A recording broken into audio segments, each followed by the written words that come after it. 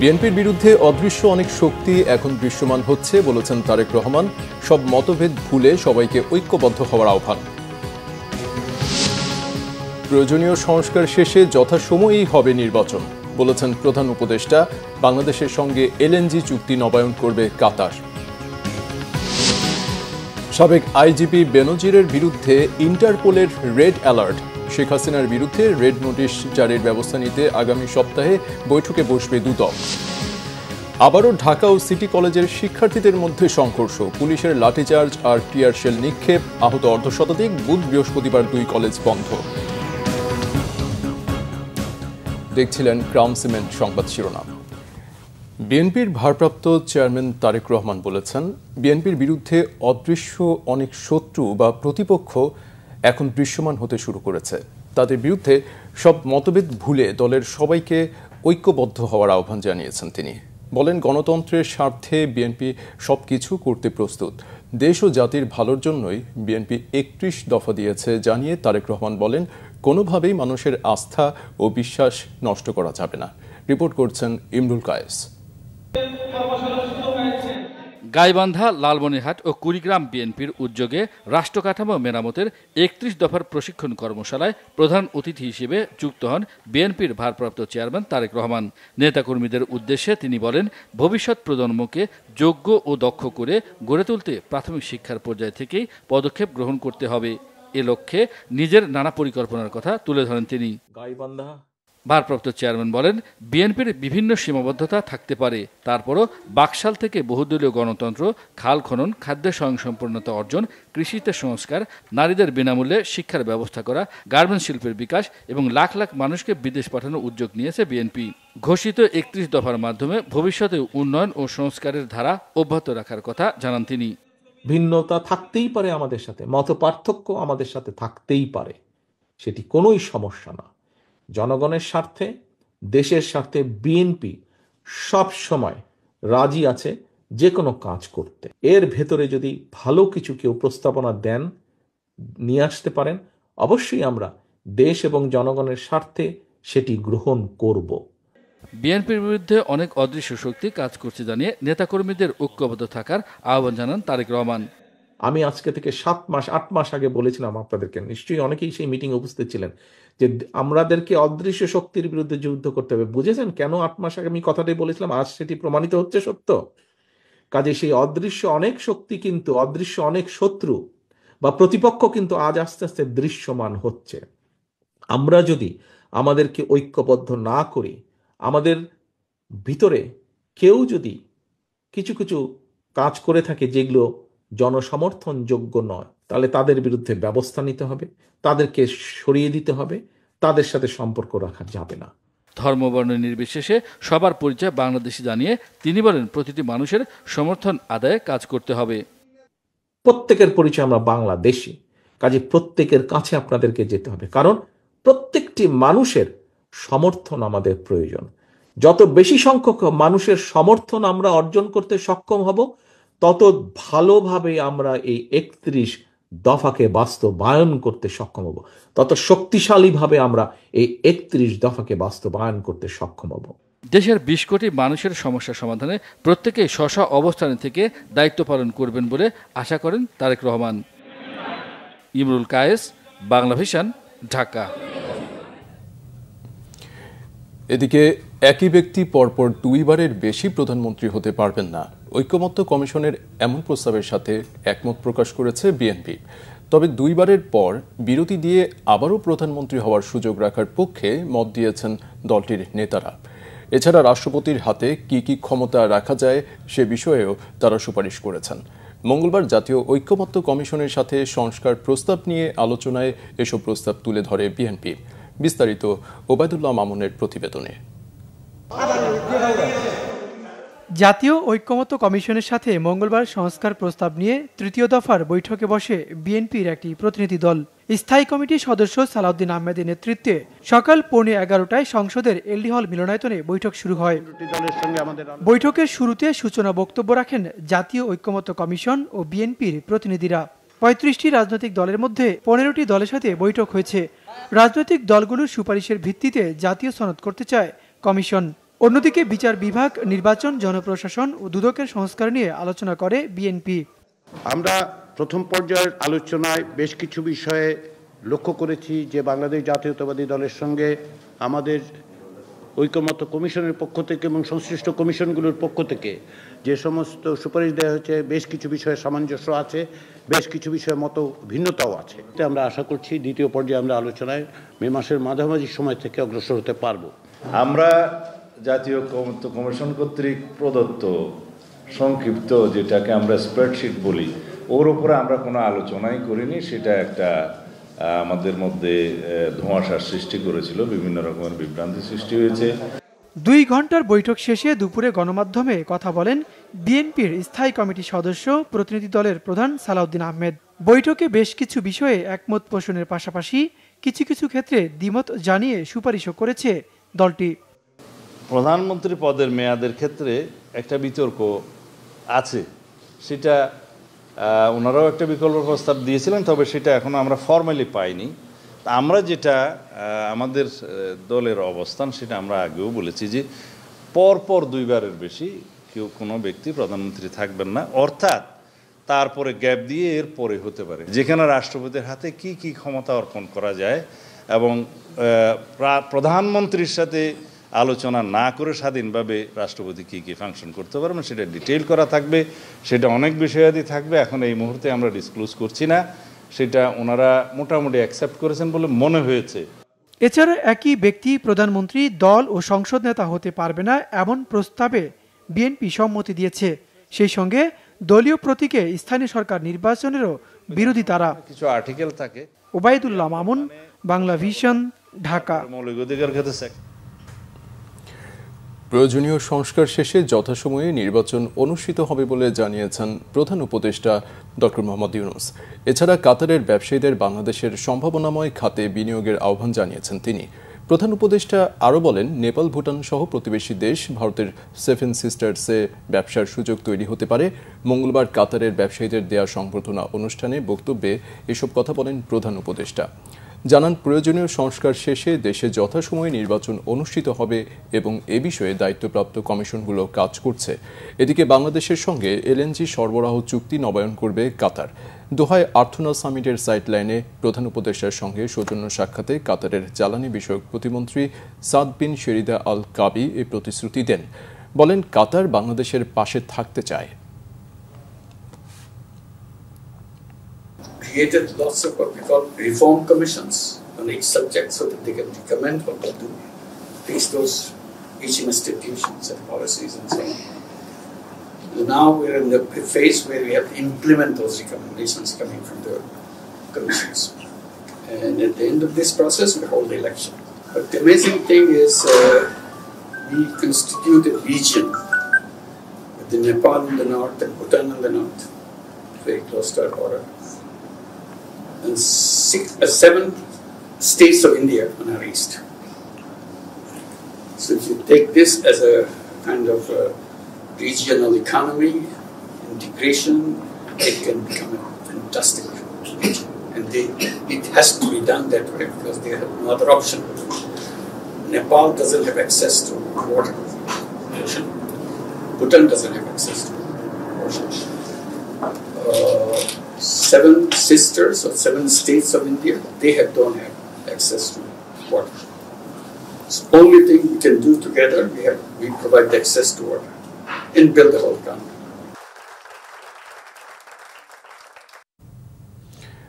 পুলিশের সাবেক আইজি বেনজির আহমেদকে গ্রেপ্তারের রেড নোটিশ জারি করেছে ইন্টারপোল। গত 10 এপ্রিল রেড নোটিশ জারি হয়েছে বলে বাংলাদেশ পুলিশের ন্যাশনাল সেন্টার ব্যুরো, এনসিবি ও পুলিশ সদর দপ্তরকে নিশ্চিত করেছে। দুর্নীতি দমন কমিশন দুদকের আবেদনের পরিপ্রেক্ষিতে ঢাকা মহানগর দায়রা জজ আদালত সাবেক আইজিপি বেনজিরের বিরুদ্ধে রেড নোটিশ জারির নির্দেশ দেন। তারপর গত ফেব্রুয়ারি মাসে বেনজিরের বিরুদ্ধে রেড নোটিশ জারির আবেদন করা হয় ইন্টারপোলের কাছে। বেনজিরের অবস্থান শনাক্ত না হওয়ায় তার বিরুদ্ধে রেড নোটিশটি ইন্টারপোলের ওয়েবসাইটে দেয়া হয়নি। এদিকে গত 5 আগস্ট ছাত্র জনতার অভ্যুত্থানে দেশ ছেড়ে পালানো সাবেক প্রধানমন্ত্রী শেখ হাসিনা ও আওয়ামী লীগের সাধারণ সম্পাদক ওবায়দুল কাদের সহ আরও 11 জনের বিষয়টি ইন্টারপোলের আইনি পর্যালোচনাধীন রয়েছে। এদিকে শেখ হাসিনাকে দেশে ফেরাতে রেড অ্যালার্ট জারির সিদ্ধান্ত নিতে আগামী সপ্তাহে বৈঠকে বসবে দুর্নীতি দমন কমিশন দুদক। এ তথ্য জানিয়েছেন সংস্থাটির কমিশনার অবসরপ্রাপ্ত ব্রিগেডিয়ার জেনারেল হাফিজ আহসান ফরিদ। জানান, দুর্নীতি মামলার পলাতক আসামিদের ফেরাতে আন্তর্জাতিক বিভিন্ন সংস্থার সাথে চুক্তি হয়েছে, পাঠানো হয়েছে চিঠি। এদিকে ব্রিটিশ এমপি টিউলিপ সিদ্দিককে বাংলাদেশি নাগরিক হিসেবে বিচারের মুখোমুখি করা হবে বলেও জানান দুদক কমিশনার হাফিজ আহসান ফরিদ। রিপোর্ট ফররুক বাবুর। অন্তর্বর্তী সরকার দায়িত্ব নেয়ার পর সাবেক প্রধানমন্ত্রী শেখ হাসিনা ও তার পরিবারের সদস্যদের বিরুদ্ধে হত্যা, গুম, দুর্নীতি, জালিয়াতি এবং ক্ষমতার অপব্যবহারের অভিযোগে একাধিক মামলা হয়। ক্ষমতার অপব্যবহার করে রাজুকের আবাসন প্রকল্পে মিথ্যা তথ্য দিয়ে প্লট বরাদ্দ নেয়ার অভিযোগে শেখ হাসিনা ও তার পরিবারের সদস্যদের বিরুদ্ধে 6টি মামলা করে দুদক। দুদকের 4টি মামলার চার্জশিট দাখিল হওয়ায় হাসিনা পরিবারের সদস্যদের গ্রেফতারের আদেশ দেয় আদালত। তবে জনরোষের মুখে পালিয়ে যাওয়া পরিবারটির সব সদস্য বর্তমানে বিদেশে। তাদের দেশে ফিরিয়ে এনে বিচারের জন্য সকল চেষ্টা চলছে। এ বিষয়ে দুদক কমিশনার ব্রিগেডিয়ার জেনারেল অবসরপ্রাপ্ত হাফিজ আহসান ফরিদ জানান, হাসিনাকে দেশে ফেরত আনতে রেড অ্যালার্ট জারির বিষয়ে এখনও সিদ্ধান্ত হয়নি, তবে দ্রুত বৈঠকে বসবে দুদক। রেড অ্যালার্ট সম্পর্কে আমার কোনো ধারণা নেই, কোনো এরকম আমি কোনো ডকুমেন্ট সাইন করিনি, যেহেতু সেজন্য আমি কনফার্ম করতে পারবো না। রেড অ্যালার্ট সম্পর্কে স্যার, আপনারা কি জারি করার চিন্তা ভাবনা করেছেন কিনা? স্বাভাবিকভাবে তো আমরা এখনো কমিশন আলোচিত হয়নি। কবে স্যার, কবে নাগাদ হয়? নেক্সট কমিশন মিটিং হয়তো এই সপ্তাহে, যদি না আগামী সপ্তাহে হবে তখন আলোচনা করা হবে, যদি প্রয়োজন পড়ে এটা জারি করা হবে।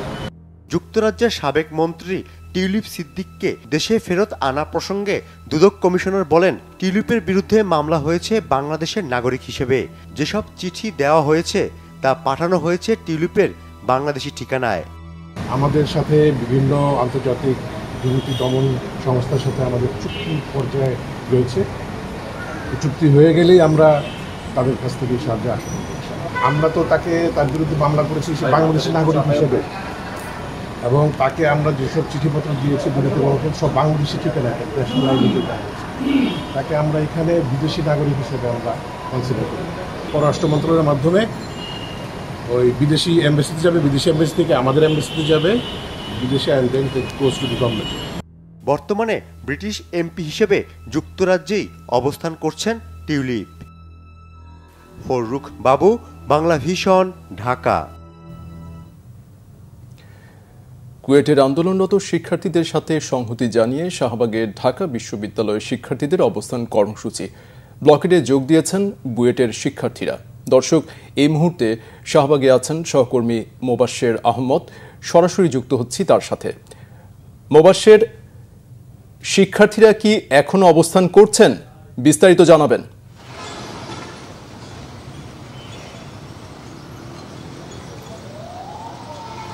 জি, আপনি যেমনটা বলছিলেন আসলে যে খুলনা প্রকৌশল বিশ্ববিদ্যালয়ের যে উপাচার্য তার যে পদত্যাগের দাবিতে আলটিমেটামের অংশ হিসেবেই কিন্তু আজকে রাত 10:30টার পর থেকে কিন্তু এই শাহবাগে বিভিন্ন বিশ্ববিদ্যালয়ের শিক্ষার্থীরা কিন্তু এখানে অবস্থান নেয়। আমি আপনাদেরকে জানাই যে এই শাহবাগ মোড়ে যখন অবস্থান নিয়েছিল এখানে কিন্তু 200-300 মতো ছাত্র উপস্থিত ছিল।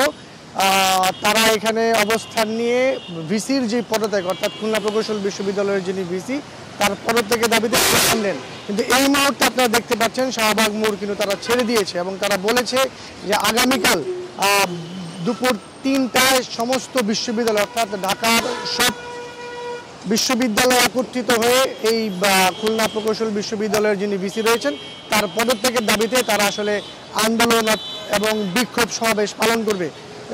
তাছাড়া আপনাদেরকে একটা বিষয় জানিয়ে রাখতে চাই যে এই মুহূর্তে ঠিক রাত এখন 1:15 বাজে, এই মুহূর্তে কিন্তু ঢাকা ভার্সিটির যে রাজু ভাস্কর্য সেখানে কিছু ছাত্র অবস্থান করছে এবং তারা সেখানে অবস্থান কর্মসূচি কার্যক্রম চালিয়ে যাবে বলে আমাদেরকে জানিয়েছেন। তো এই ছিল শাহবাগ এবং টিএসসি এবং তার আশেপাশে এলাকা থেকে আমার কাছে সর্বশেষ। মোবাশ্বের, আপনাকে ধন্যবাদ। দর্শক, এতক্ষণ যুক্ত ছিলেন আমাদের সহকর্মী মোবাশ্বের আহমদ।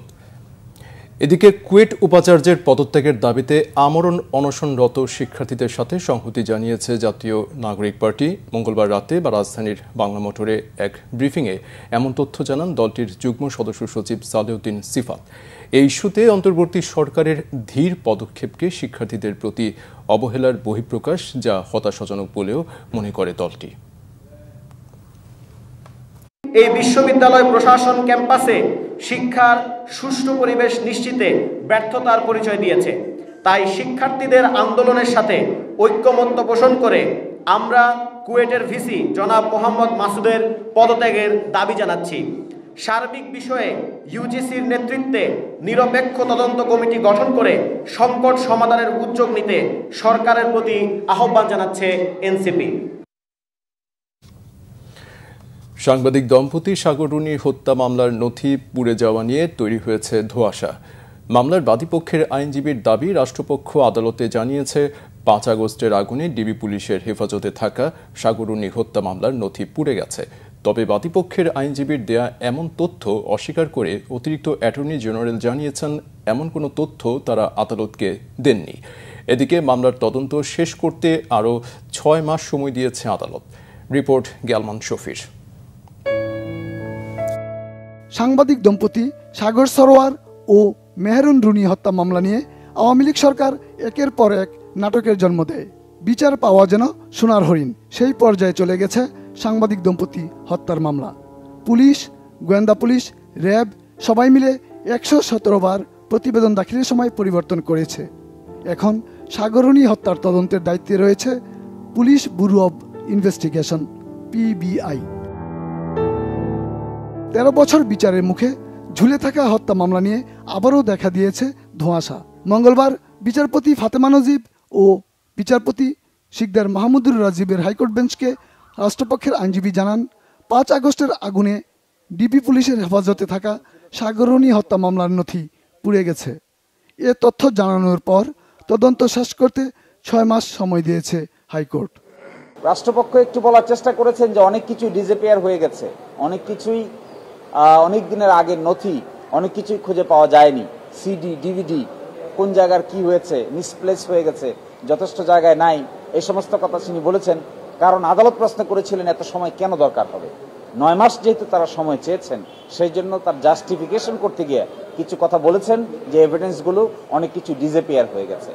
তো এগুলো সব আসলে যেহেতু তদন্ত চলমান, কিছুটা সংবেদনশীলতা আছে, সব চাইলেও আমরা ডিসকাস করতে পারিনি। আমি প্রগ্রেস রিপোর্ট দেখেছি, তিনি প্রগ্রেস রিপোর্ট নিয়ে এসেছেন, আদালতের সামনে আমাকে দেখিয়েছেন, আমার সেটা প্রাথমিকভাবে দেখার সুযোগ হয়েছে। আমার মনে হয় তারা সিনসিয়ার ওয়ার্ক করছে, আর একটু সময় দিলে অসুবিধার কোনো কারণ থাকবে। তবে অতিরিক্ত অ্যাটর্নি জেনারেল দাবি করেন মামলাটির কোনো নথি হারানো বা পুড়ে যাওয়ার কোনো ঘটনা ঘটেনি।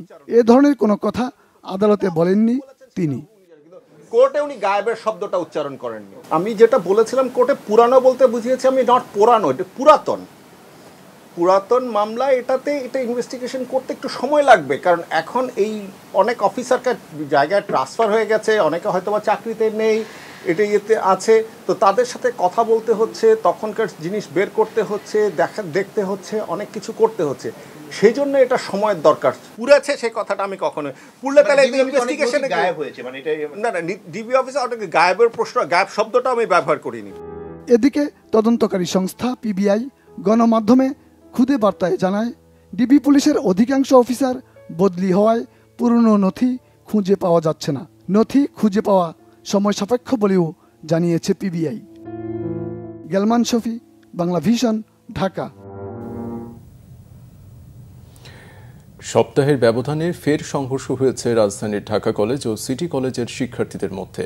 উত্তেজনা ছড়িয়ে পড়লে ধাওয়া পাল্টা ধাওয়া হয়। পুলিশ লাঠিচার্জ আর টিয়ার শেল ছুড়ে পরিস্থিতি নিয়ন্ত্রণে আনে। 2 কলেজের শিক্ষার্থীদের মধ্যে সংঘর্ষে শিক্ষার্থী ও পুলিশ সহ আহত হয়েছেন অর্ধশতাধিক। আজ ও বৃহস্পতিবার 2 কলেজ বন্ধ ঘোষণা করেছে কর্তৃপক্ষ।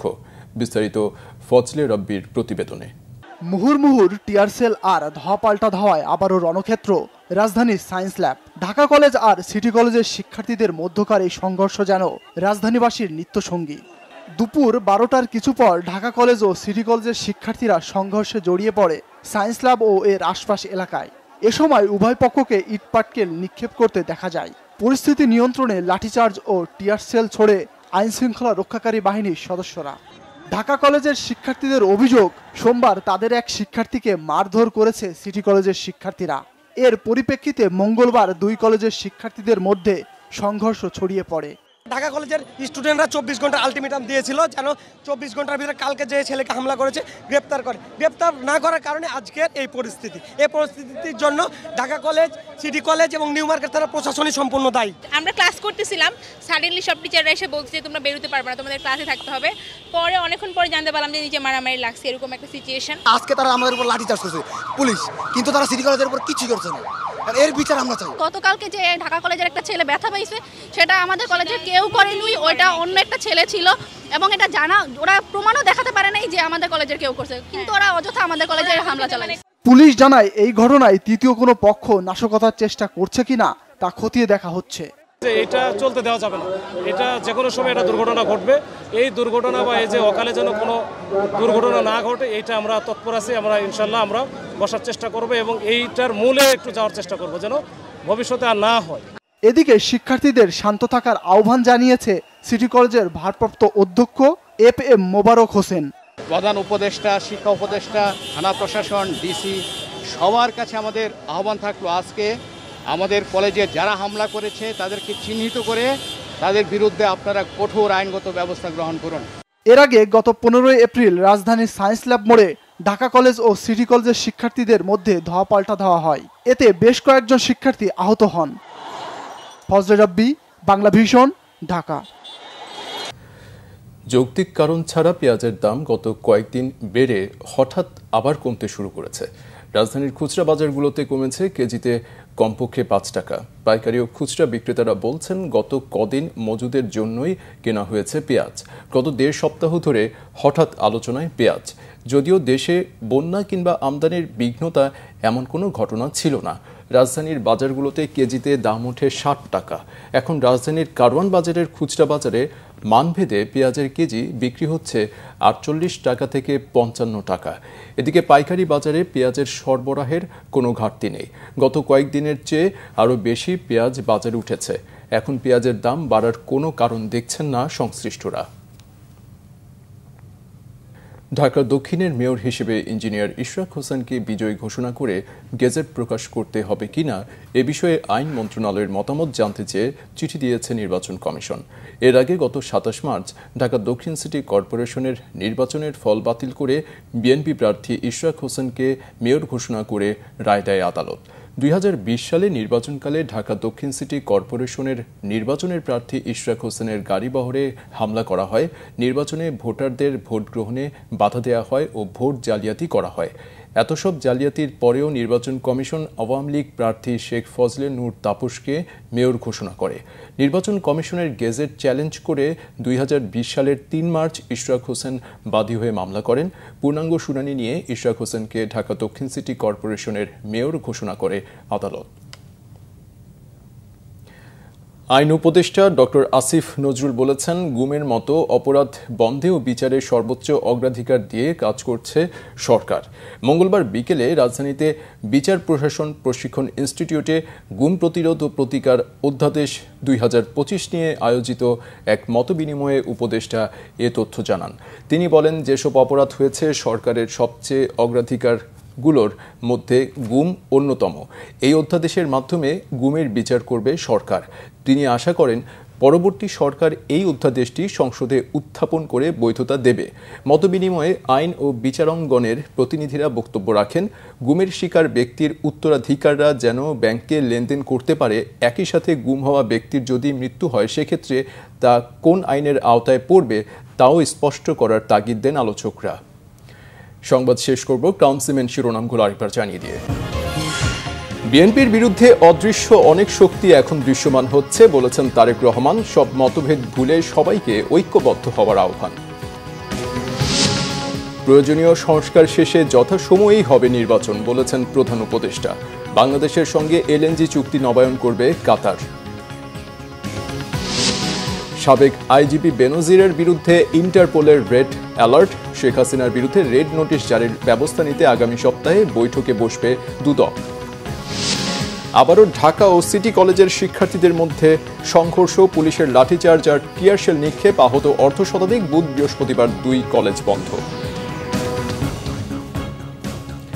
এই ছিল এখনকার মতো। পরের সংবাদ সকাল 7:30টায়। এছাড়া বাংলা ভিশন সংবাদ ও সংবাদ সংশ্লিষ্ট অনুষ্ঠান দেখতে ভিজিট করুন www.bvnews24.com ও facebook.com/banglavisionnews এবং সাবস্ক্রাইব করুন youtube.com/banglavisionnews। এতক্ষণ সাথে থাকায় ধন্যবাদ।